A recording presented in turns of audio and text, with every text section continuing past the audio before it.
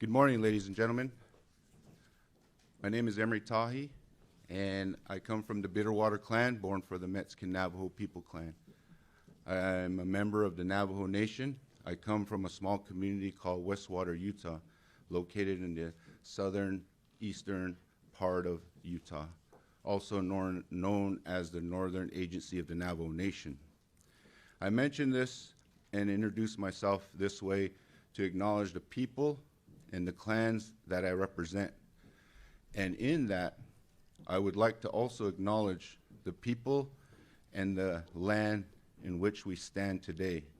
The Ramaytush Ohlone people have that same connection to this land that we stand on today.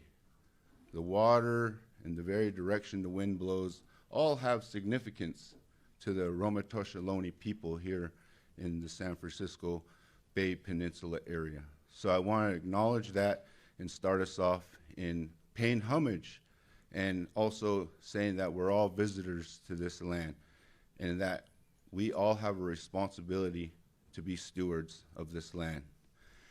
In that, my name is Emery Tahi. I work here at the Friendship House as a house manager, and I also work at the Native American Health Center as an evaluator. And I'm honored here and welcome all the dignitaries, leadership, and everybody from the community here in the purpose in which we are gathered here today. I am very honored to say that I am a graduate of the Friendship House Treatment Center. Friendship House Center here has saved my life. And what I can say about Friendship House is that we are centered around innovative, cultural, traditional health practices, which is the sole life of this program. So I am very honored and very privileged to stand before each and every one of you today to introduce everyone here for this wonderful cause. In that, we come together to, within this house of healing, and I am very honored and welcome you all to this very space which we conduct ceremonies, talking circles, treatment, behavioral health initiatives, whether it's Native American cultural practices or Western traditional medical practices. In combination with that, I want to also acknowledge our founder, the late Helen Wakazu, who is also a boarding school survivor and the founder of Friendship House. It was Helen Wakazu's vision to integrate this unique, innovative healthcare system to combat addiction. And today we continue her vision in all that she represented. As you can see, there's a statue here to my right. And there she's gesturing, she's given an offering of some corn pollen, which is a traditional way of offering prayers in the morning to the Navajo people. So in that traditional practice, there's healing, which is the center of the Friendship House. In that, there's the proposition for the 6-story village led by the Friendship House, and it's also going to house Native American urban Indian communities here in the Bay Area. And in that, it'll provide over services to over 3,500 American Indian Alaska Natives here in San Francisco. I am honored to say that that facility will impact many lives, those especially impacted by addiction and alcoholism. And utilizing this innovative care system of integrating traditional practicing along with Western medicine is very effective in combating addiction and alcoholism. And I am a prime example of that product. And there are many other people in this room who have also benefited from that service as well. So I want to thank everyone, all the leadership, Native American Health Center, Friendship House, all the staff, and everyone who is gathered here with me today. Furthermore, I want to bring your attention to Prop 1. is providing a transformative, innovative, holistic model and a very robust approach to supporting this healthcare system that our Governor Newsom is proposing, and we hope to benefit from that proposal, and which will continue all the work that we're doing here at Friendship House. In that, the city of San Francisco has joined the state of providing vital funding for the Village SF, and with the support of the Mayor Daniel Lurie, who is in full support of our efforts here. And we just would like to thank the mayor and the governor as well. And at this time, I would like to have you all welcome the Mayor Daniel Lurie up to the podium.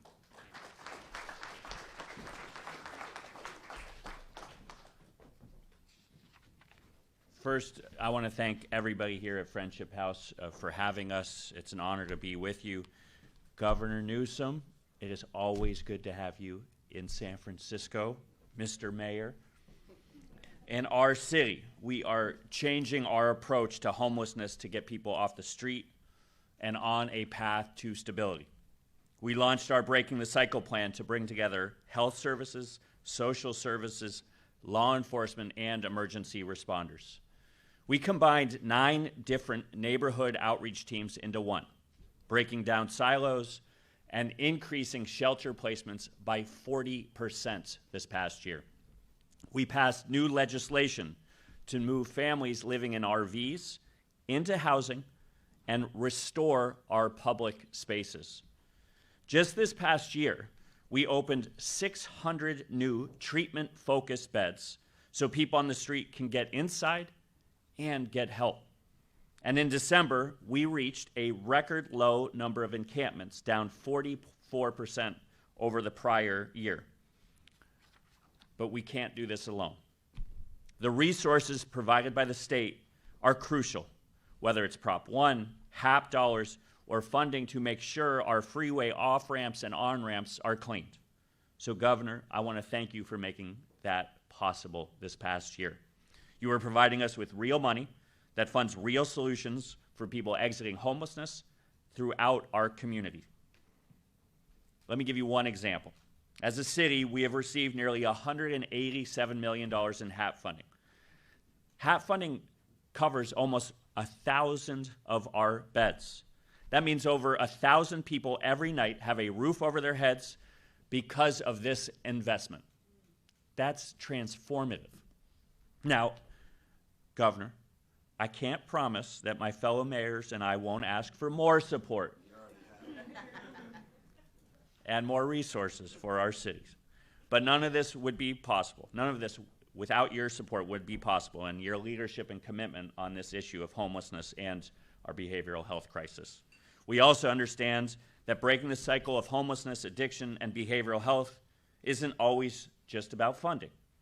It's about transforming how we use that funding to deliver better outcomes for people in crisis and our broader community. That's what we're doing here in San Francisco, fundamentally changing the system instead of just pouring more money into something that's broken. We have a lot more work to do, but with the governor's partnership, I'm confident that we here in San Francisco are on the right track. And with strong partnership and continued investment, we will continue to move forward. Thank you. Let's go 49ers. And I would like to introduce the California Health Secretary, Kim Johnson. Thank you, Mayor. Great to be with you. You just heard the phenomenal progress being made here in San Francisco, and I just want to speak to the progress we're making together, attributing to the intentional integration of health, human services, and housing together in support of this effort. Through California's Mental Health for All efforts, we are aiming to make sure every Californian, especially people who have the hardest time getting help, can get high-quality mental health and substance use treatment when and where they need it. The plan, as you just heard, is supported and being implemented here by major investments, new policies, and close partnerships with local governments, health plans, care providers, people with lived experience, tribal nations, and community organizations. The state is adding more treatment services and housing, growing and diversifying the workforce that is supporting every individual and making care more culturally and linguistically responsive. Under Governor Newsom's leadership, through billion-dollar investments like the voter-approved Proposition 1 and initiatives like CalAIM focused on the social determinants of health, Care Court, California has developed a nation-leading continuum of care to serve individuals at every stage of life, including those who are experiencing or at risk of homelessness. This Friendship House was recently awarded $31.4 million from Proposition 1 Behavioral Health Continuum Infrastructure Program to help build a Village San Francisco Wellness Center to house 60 residential substance use disorder beds, 107 mental health outpatient spaces, and 100 wellness spaces. These are spaces and places to heal. This is part of a larger effort where last year alone, the California Department of Healthcare Services awarded over $3 billion in funds from Proposition 1 to build 4,236 residential beds and 18,875 treatment spaces. We are on track and actually surpassing our goal of where we thought we would be at this time, and we're looking forward to awarding more funds, the remaining $1.1 billion later this year. I'm grateful to our state, our local partners, to everyone advancing mental health for all, and to Governor Newsom for his leadership. Together we are transforming communities. And it is now my pleasure to introduce my partner and a phenomenal leader for the state of California, Secretary Tamika Moss.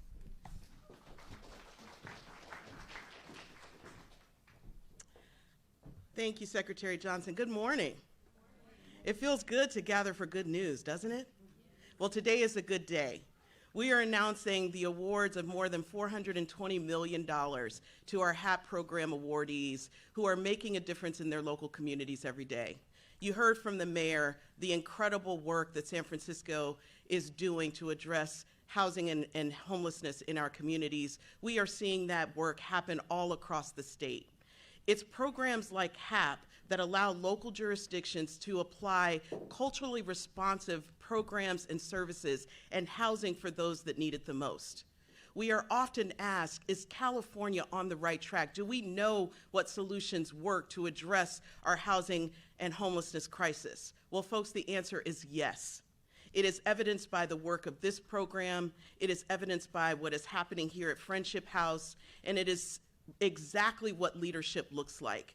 This governor, this legislators investing in programs like HAP that allow communities to not only look at investments, but also to track outcomes, to use data and evidence to ensure that every single dollar that is being spent on solutions that work.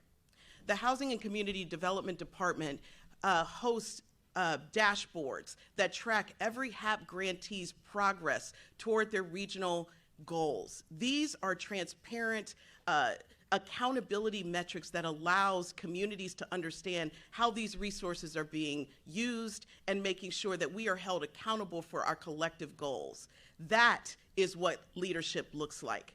Despite the federal headwinds that we are facing, California shows up.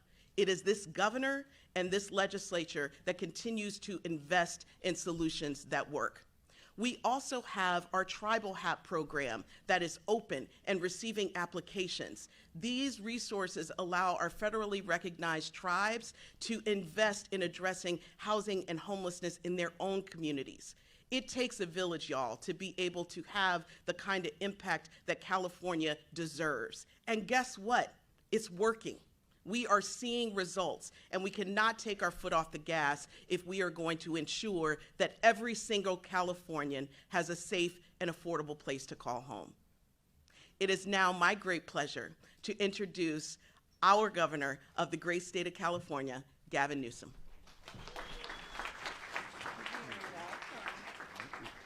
Thank you. Thank you all very much. Thank you for the privilege of being back here. I was looking over as you were speaking and looked back, I thought I saw Mayor Lurie with Helen, but I realized that was me 20 years ago before the gray hair and you know, you'll be there soon, Mr. Mayor. But it's great to be back here. And I say back here because the journey with Helen goes back to the time I was a county board of supervisors when I was asked by then Mayor Willie Brown if I'd be willing to go on a substance abuse treatment trip with a few leaders from San Francisco to talk about the issues around treatment on demand, talk about methadone maintenance, talk about some novel strategies that San Francisco was trying to lead. And so we found ourselves as strangers in North Carolina, and then came back as friends. And so it's wonderful to be here, the Friendship House, decades later, and to see the progress, not just the promotion, but the progress and the life-changing work that you highlighted so effectively, including reflecting your own journey. That is the vision of Helen's and the vision of all of those remarkable leaders that are here supporting this remarkable community. We recognize, though, we have a lot more work to do. And in that spirit, we're back to highlight some progress, to promote our next steps. You heard a number of speakers highlight some of that progress. You've heard the remarkable progress here in San Francisco in particular, across the spectrum of issues. Yesterday, the mayor laid out in his State of the City a lot of that progress in every key category. Extraordinary progress is being made in San Francisco, and it's not just the data that's presented, it's the sense of place. People are feeling it again. They're experiencing it again, and that's the most difficult, perhaps, thing to move, and that's perception. And no one has done that more effectively than Mary Lurie. So I just want to congratulate you on that remarkable leadership in this last year, and just keep it up on behalf of all of us throughout the state of California. But our state of mind is now anchored on promoting even more progress. What we highlighted just a few days ago was something we haven't been able to highlight in a decade and a half in California. In fact, you look back even decades prior, we had not seen a reduction in unsheltered homeless. The issue on homelessness is focused on unsheltered. We could talk about people that are sheltered, people that are housed. That's actually something to promote. But unsheltered homelessness is something to address. And we saw a 9%, almost 10% decline in unsheltered homelessness throughout the state of California with our 30 COCs that announced their progress. So we're seeing these investments paying off. It's been a flywheel. I get people's frustration. We all intimately understand that frustration, but we are seeing real progress. And we are investing in what we know works. And one of the areas of investment that we will continue to support is our HAP program, which in 2019 was novel. $500 million was invested in that space. With today's announcement, an additional $419 million for our HAP 6 distribution. We total now close to $4.5 billion. The state of California has provided cities and counties and COCs in discretionary funds to support their local efforts. Again, the state had no vision. The state had no plan. The state was not involved in the issue of housing, mental health, and homelessness. Just 7 years ago, we recognized our responsibility, and we recognize the imperative of partnerships, and we continue to make those investments. By the way, there's an additional $340 million we'll be distributing in the next few months as well under the HAP 6 program. But one of the things we also are promoting is accountability. And the mayor and I have talked a lot about this, and he hasn't been shy about not only supporting that, but advocating for more accountability. He highlighted encampments. One of the critical components of the HAP 6 distribution is a requirement to address the issue of encampments, a requirement that is new in the HAP distribution. There is no distribution of funds unless there's strategies and plans to address the issue of encampments on the streets and sidewalks of our cities all across this state. There's also accountability and requirement that you be in compliance with the housing element in your respective cities. And I understand the friction of that intimately. My former role as a county supervisor, even more in some respects than as mayor at the time. But we got to be serious about the supply-demand imbalance in the states. The original sin, our inability to get out of our own way and produce enough housing. And that's foundational and fundamental. It's directly connected to the crisis of homelessness in the state. That is now a requirement for distribution of funds. It's also a requirement that there's accountability on the utilization of the prior funds and that you're actually investing those funds. You're not just hoarding those funds, which has been the case in some cities and counties that have sat on tens of millions of dollars for years and years and years, and yet sat there, complained about the situation, and demanded even more money. In this new round, we're demanding more accountability and transparency in that space. We also, as was highlighted, are investing now in the next frontier. In 1959, we had 37,000 beds for our behavioral health system in the state of California. 37,000 beds. In 2023, we were down to 5,500. 37,000 in 1959, 5,500 in 2023, with a population twice as large in 2023 as the population in the 1960s. Dumb as we want to be. It was a bipartisan endeavor to move away from state hospitals, a bipartisan endeavor that was designed to then begin to invest in community alternatives, but those investments never took shape. So we are now shape-shifting with the overwhelming opportunity that Proposition 1 presents. It was 18 months ago that that passed, the fastest distribution of bond funds in California history. As was stated, up to 70% now of those dollars locked in, lined up for projects just like this. That's the why we are back here. $31.4 million will go from Proposition 1 to support the project you see behind me. It's about rehabbing, acquiring, and building back that system. 4,200, you heard, 4,236 locked and unlocked beds. That money has now been distributed.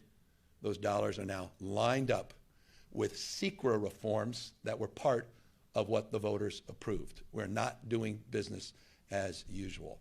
So we're very proud of that $6.38 billion bond. We're very proud of the $31.4 million that is supporting this project. We're very proud of those 4,236 units that are now in the queue and getting lined up. And we're very proud of the progress cities like San Francisco, cities like LA and San Diego, other beneficiaries of HAP 6 distribution of funds are making in this space. And so I thank all of you for allowing me back in this room to be here and share this space with all of you to address the most vexing, challenging, and most meaningful issue of our time. And I'll close on that because you began on that, the human side of this. And I just want to acknowledge everyone's journey is unique. Everyone's expression is unique. And that's what makes this so challenging. One size does not fit all.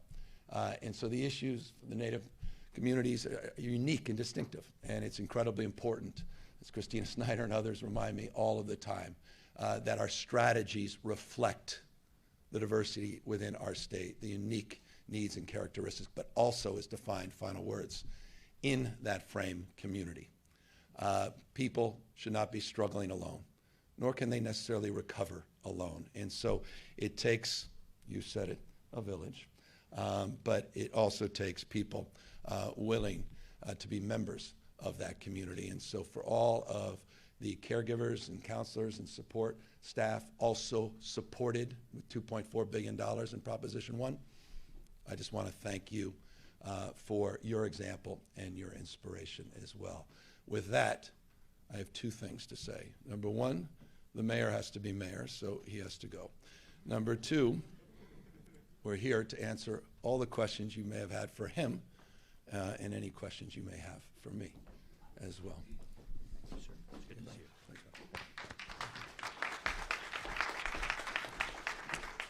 Governor, the progress you're touting today is a bit of an outlier. Those numbers have risen every other year of your governorship.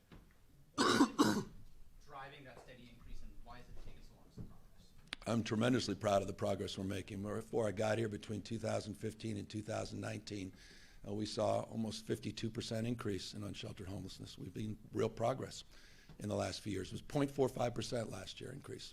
And I know that you guys highlighted that, and a lot of the headlines reflected the fact that the nation had an 18.13% increase in homelessness last year. California 7%, but 0.45% on unsheltered, which was lower than 44 states. And I thought that was important last year because it marked a moment of progress, and we said more is coming. And this year, we're seeing that progress continue. So it's a flywheel Decades and decades of neglect coming from the state level. That's not been the case the last number of years. We can mark that progress in the last few years. In particular, we can also mark the challenges that we faced and this nation faced during COVID, during those peak moments in 2021, 22, where we saw a lot of challenges, particularly as it relates to what was happening on the streets and sidewalks all across the United States, including here in California. And so we were able to break down the barriers, be it issues around Grant Pass, issues around conservatorship reforms, issues around new strategies like Care Court, aligning our strategies around CalIM and the other Medicaid reforms that we've advanced in this state, the mobile efforts we've had for reimbursement, all these areas. Home key, room key, things we've highlighted. And we're finally seeing the stacking of all those things, not one particular issue or initiative, but all of them starting to stack together, producing real progress. But with that 9% figure, I'm sorry. Governor, how is the accountability measured by the state? What specific metrics? Are we talking point-in-time counts, exits to housing, retention? How is the state going to make sure that the funds? Yeah, it's the annual HUD process that the COCs, there's 44, 30 that just provided their information, the 14 that work on a different schedule. And so it's the pick count. It's the well-established pick count, which, by the way, is the most imperfect count you can get. Let me establish that as well. No one's naive about that. It's how many volunteers you have, it's what the weather is like. It's, there's been a lot of, so it's an imperfect process. And I'm not naive about that. But nor am I naive about the progress that you're seeing in cities like San Francisco. It's real. And that's reflected in the numbers, not in every part of the state, but in most parts of California. So we just want to keep that going. The issue about behavioral health is the issue, though, that needs to be addressed, and that's what we're doing, flooding the zone with a $6.38 billion. And also doing something that's incredibly important. You'll be writing and talking a lot more about this. In July of this year, we're reforming our Behavioral Health Services Act, and we're redirecting about $1 billion a year, annual appropriation, minimum commitment to cities and counties to house folks under the Behavioral Health Services Act, particularly people that are duly diagnosed with drug or alcohol addictions, bipolar disorder, schizophrenia, and the like. So the eligibility requirements have changed. The shift of funding to prioritize homelessness and housing and those that are most chronic and in need will be changed in July. And the big part of it, first time in state's history, I can't make up for 50 years, but we were able to get progress and support despite opposition through the voters by requiring a single plan in every county in California. So rather than 88 plans in LA County, one single plan to integrate all of these funding sources that has an auditing component and is transparent. And finally, if you want to see the details, go to accountability.ca.gov.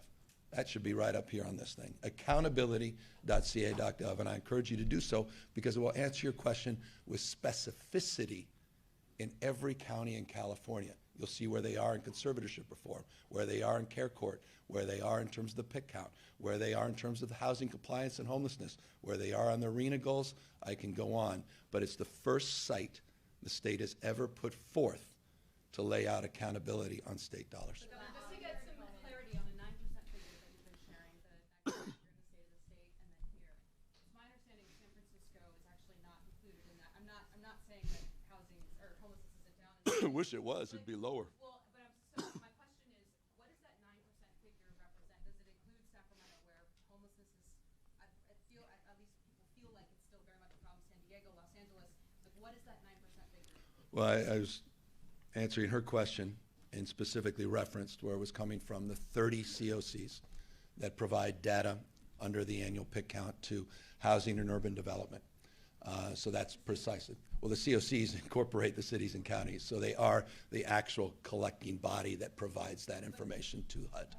Yeah. Do you have figures yet on overall or sheltered homeless? That's we're waiting, this is interesting as well. Usually the federal government comes out with these numbers in December. For whatever reason, they've delayed these numbers.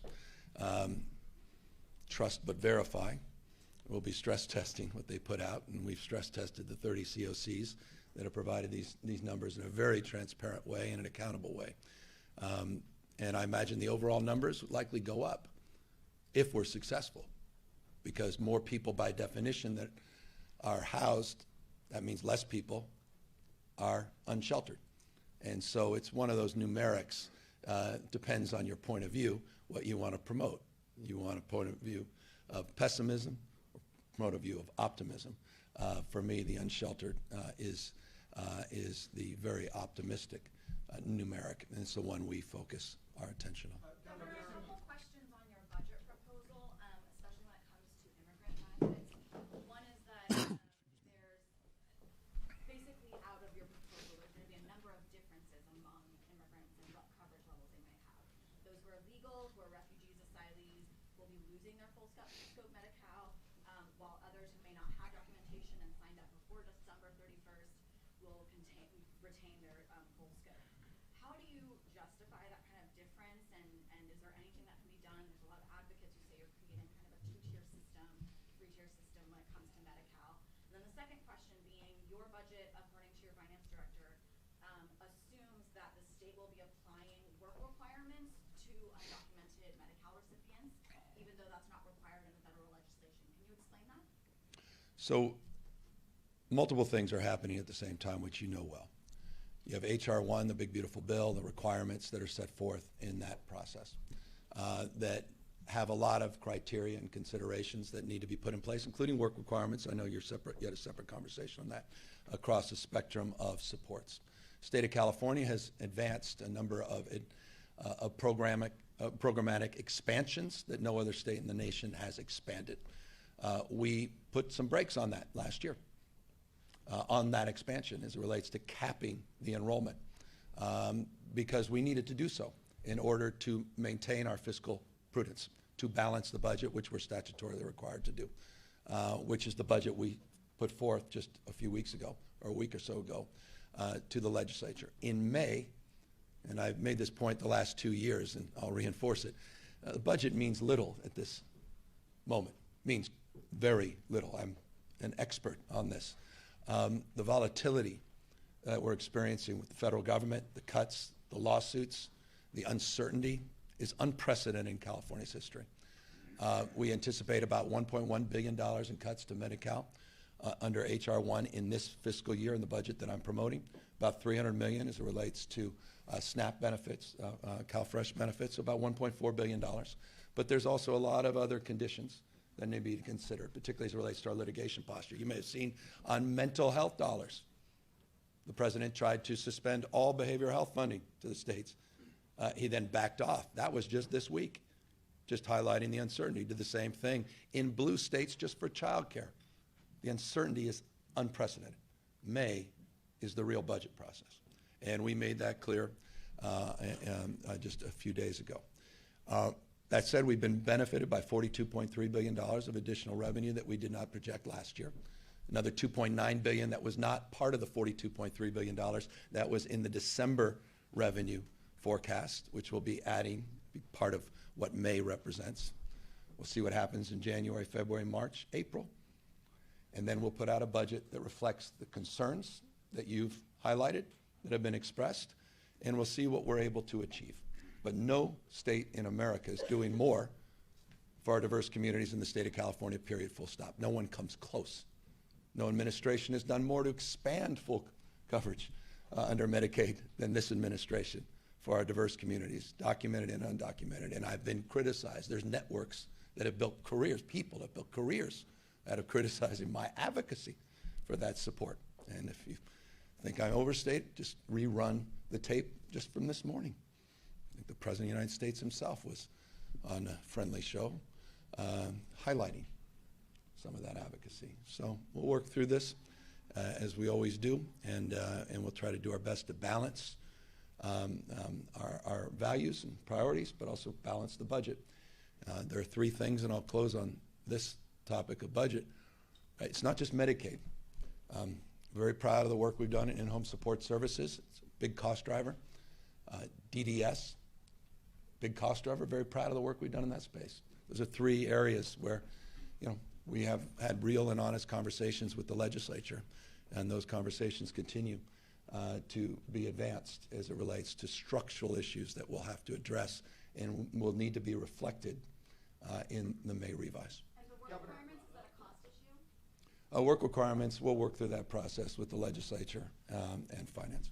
Thank you for taking the time. I apologize for off-topic question. You did mention the president of the A United lot of these were off topic, nothing to apologize for. Let me quickly ask you about your Ben Shapiro podcast yesterday at the 1 hour, 9 minute mark.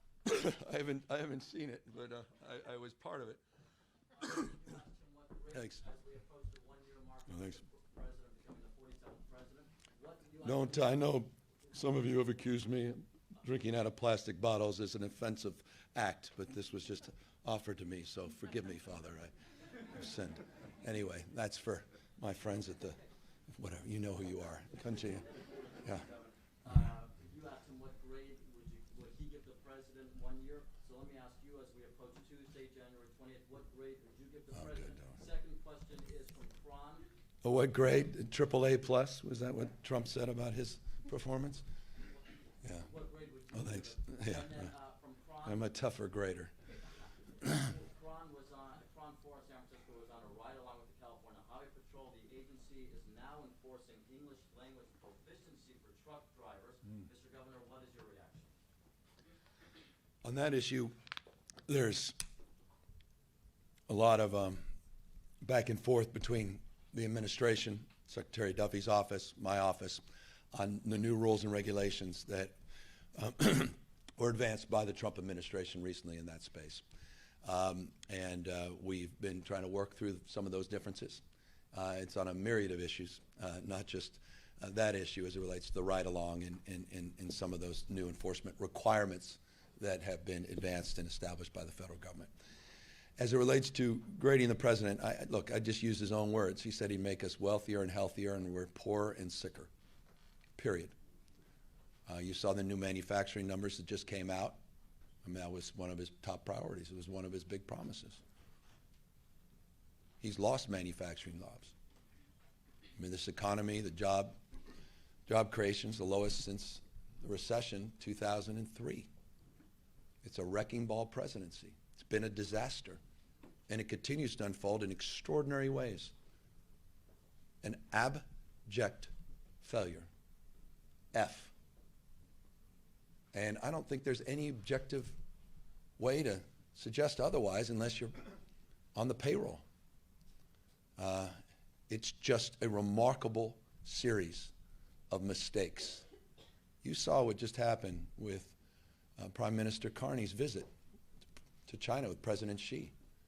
He got an exemption to now start to flood the Canadian market, not with American manufactured cars, but Chinese manufactured cars, by lowering the tariff, was 100% down to 9%.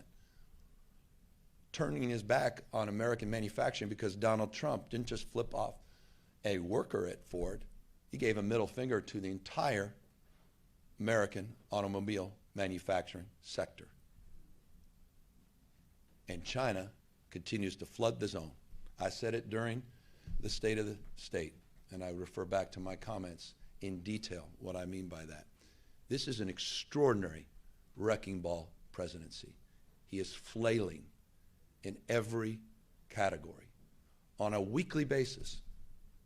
On a weekly basis, the courts, even those that he appointed, are rejecting this administration and its policies. So I cannot impress upon you more. I may be generous with that grade of F. Governor, when was the last time you spoke with him? It was that night before he federalized 4,000 National Guard, sent 700 active duty Marines, not overseas, but to the second largest city in the United States. And in the ensuing months, we've seen BORTAC teams, people dressed up, tactical gear, Apache helicopters, descending in streets all across America, masked men, without providing identification, and we're in court on that. I was proud to sign the first anti-masking bill in this country. He is trying to stoke a civil war in this country. It is a disgrace what he's doing in Minneapolis. It is a disgrace what he's doing all across the United States of America, terrorizing communities. It is a disgrace what his Department of Homeland Security is putting out.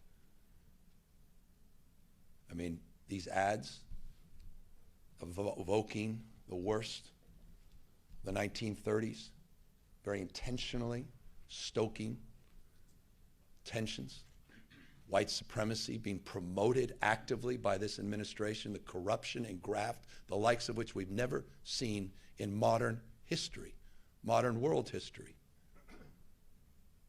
Modern world history. And I can give you chapter and verse on that. None of this is normal, and it cannot be normalized. So we take it very seriously. Our 53 lawsuits and counting, overwhelming success in terms of our litigation posture, very aggressive in calling this out, drawing lines literally, not just figuratively. Once again, another example of overreach by the Trump administration, suing us and suing the people of California for Prop 50, only to once again be rejected in that 2-1 decision that came out this week. There's not enough time, you don't have enough tape for me to walk through just what he's done in the last week, let alone the last month and last year. So, no, an F. Plan for the state if and when we see protests like we did back in June? Of course. We game all that out. I'm working, and I'll answer that, and it's a good segue. We have and you've seen some podcasts with other governors where we've publicly been able to engage, comparing notes privately. We do that very consistently. Governor Walz and I back and forth last few days.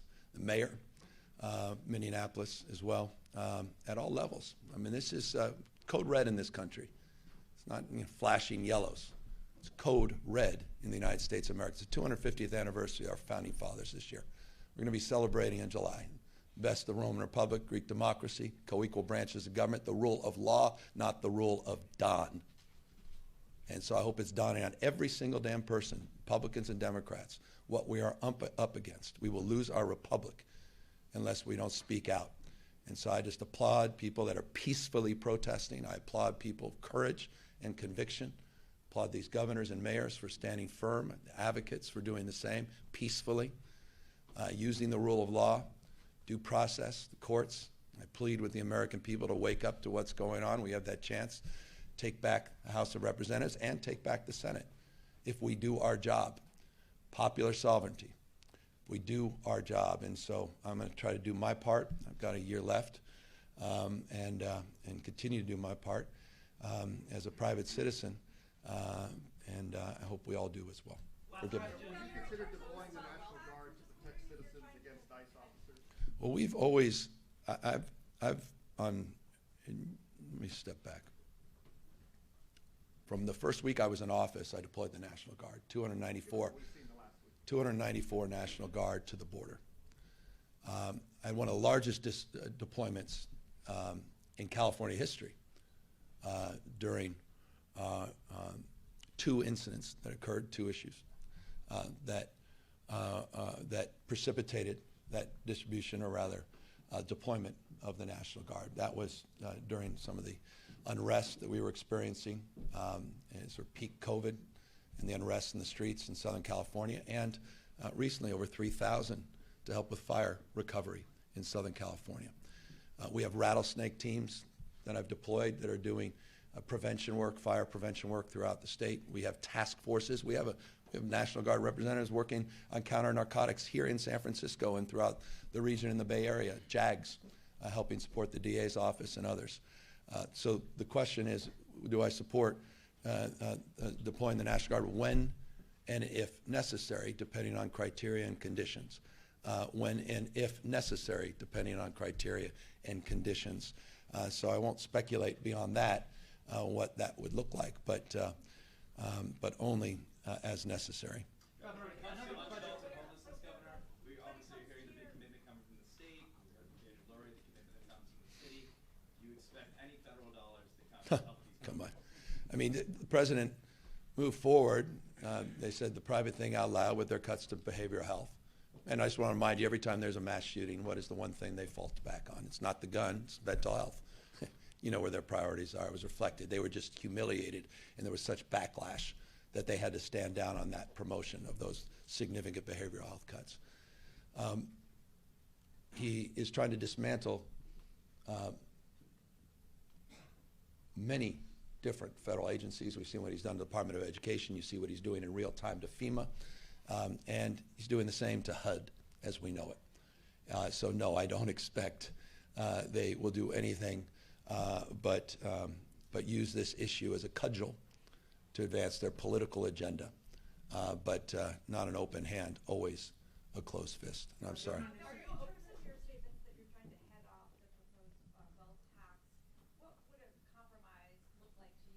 I don't know what there is to compromise. It's a badly drafted effort. It's already had an outsized impact on the state. It does not support our public educators, does not support our teachers and counselors, our librarians. It doesn't support our first responders and firefighters. It doesn't support the general fund and parks. And forgive me on that. I also want to highlight, and I'll get back to your question, MLK Day is coming up. Donald Trump decided to make MLK Day Donald Trump Day. And you're not now able to go into federal parks for free. MLK Day now been shifted to Trump Day. Again, what more evidence do we need on what the hell is going on in the United States of America? MLK Day in California, we are announcing today we're making 200 parks in California free on MLK Day. We're also celebrating 100th anniversary of Black History Month in February. And we're very proud that we were able to fundraise privately to offset the costs of the general fund for free access to 200 parks across the state. Just wanted to highlight that. That is not supported in the current proposal that's out on the streets. So we'll see where it all lands. I've been pretty clear at a state level. This is not something that will allow us to be competitive. The LAO just spelled it out. Detail, it's going to cost hundreds of millions of dollars a year in reduced revenue to the state, which put enormous pressure on those same programs that we highlighted earlier. It may have its populist appeal as a headline. I deeply understand that. And I get the politics of it intimately. I've been on the receiving end of that. But read the initiative, understand what it does at a state level, and also reflect on the overwhelming opposition, including from many folks in labor. I don't speak for labor, but they have spoken to me, leaders of many unions, in their opposition of this idea that is just beginning to get a few signatures.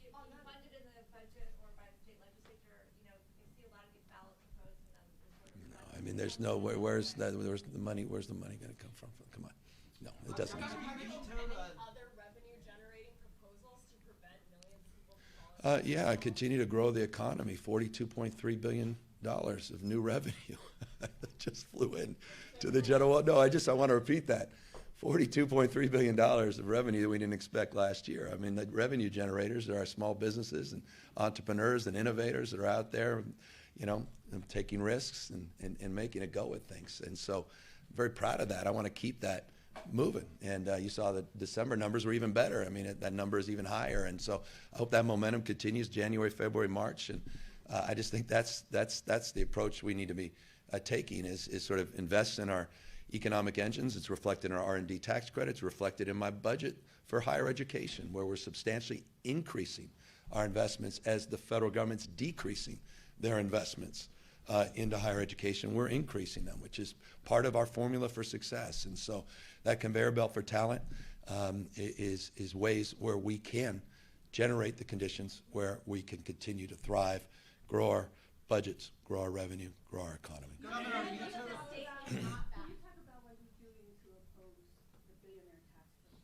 I mean, I'm not. No, look, I have a big agenda this next year, and I've just said what I think, and I've been consistent for years and years on this. At a state level, this is what I fear.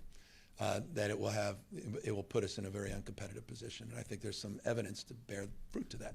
And this particular initiative is just really badly drafted in the context of supporting all those other causes that I hold dear, that I've been advocating for, that I've been supporting and promoting, expanded child care and preschool for all, and the work I'm doing, high-dose tutoring and community schools. Those are not included in this. And I just think that's substance abuse treatment is not. Housing is not. And so those things matter. And so on every level, so I just expressed that. I can't solve for everything. I just raised $118 million on Prop 50, and we laid out some of our agenda and the state of the state, and I have an OKR process that no one wants to hear more about. They're smiling because it drives my agencies and department heads crazy. Those are objectives and key results. It's what we measure every month, and it literally, no more exciting meetings than the ones we have together going through OKR. So we have a big agenda, and I just have a strong opinion on this. I'll leave it there. That the state absolutely cannot backfill the kinds of cuts that we're anticipating from HR 1 from the federal government? No, I don't know many states that can. Yeah. Right. So is there any kind of revenue generator, any kind of tax fee or other revenue generator that would help? We're gonna be creative. We're gonna continue to look for ways to plug gaps. We saw some of the work we did in Planned Parenthood as an example. There's strategies. There's opportunities. There's reforms. There's reforms that are underway. There's new strategies that we're considering, consolidations and efficiencies and opportunities that are reflected. There's also a need and desire to continue to advocate for the kind of reforms that can take place today if Congress would just move. Let me give you a specific example of that. They can extend the subsidies under Obamacare, which would directly impact the state of California. More than any other state, we've been impacted by 3.4 million folks. So that's an example. And so getting Congress to do their job, getting the House of Representatives to, do their job. By the way, they're doing it on NSF funding, NIH funding. They're doing it in some other areas where they're rejecting some of these budget cuts from Trump.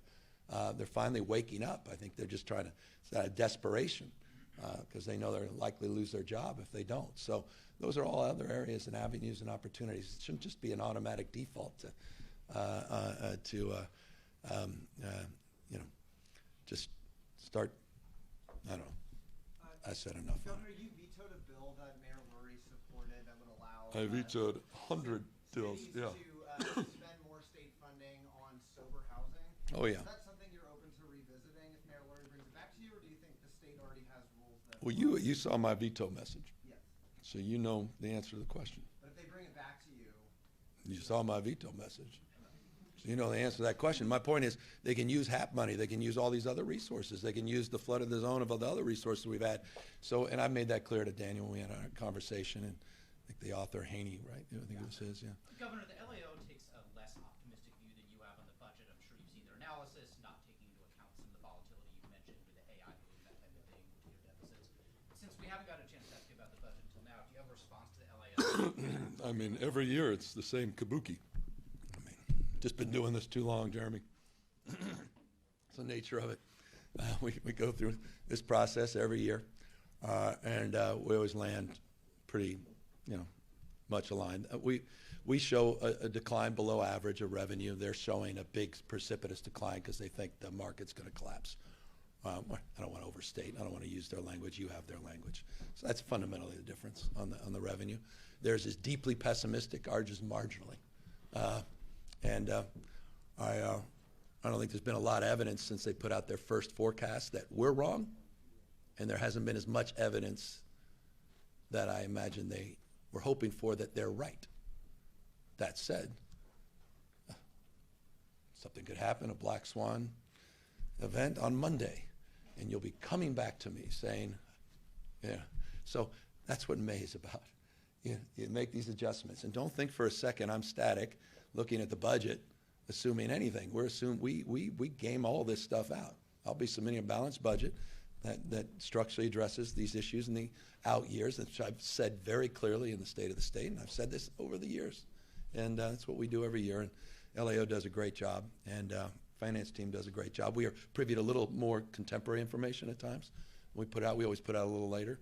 It's one advantage ultimately we have. We also understand the cost pressures in a way that the LAO is not privy to in real time. But they are absolutely right about the structural problems in the state. And they're absolutely right, the legislature and the governor's office, but working in partnership with the legislature, needs to address those issues. And I gave you the three-legged stool. It's not an exclusive list, and it's not an indictment of those programs. I've been biggest promoter back to my days as mayor of IHSS, big promoter of DDS. I put out the master plan for reforms, and we've been investing in that space. But there's just certain realities that we have to address, and solve for this year. I can get out of Dodge, say I took care of it, but that's not the way I'm going to leave this for the next governor. We have to deal with that +1 in a meaningful way, and that's my commitment, and that's what will be reflected in May's budget. Thank you all very much, and thank you for the water.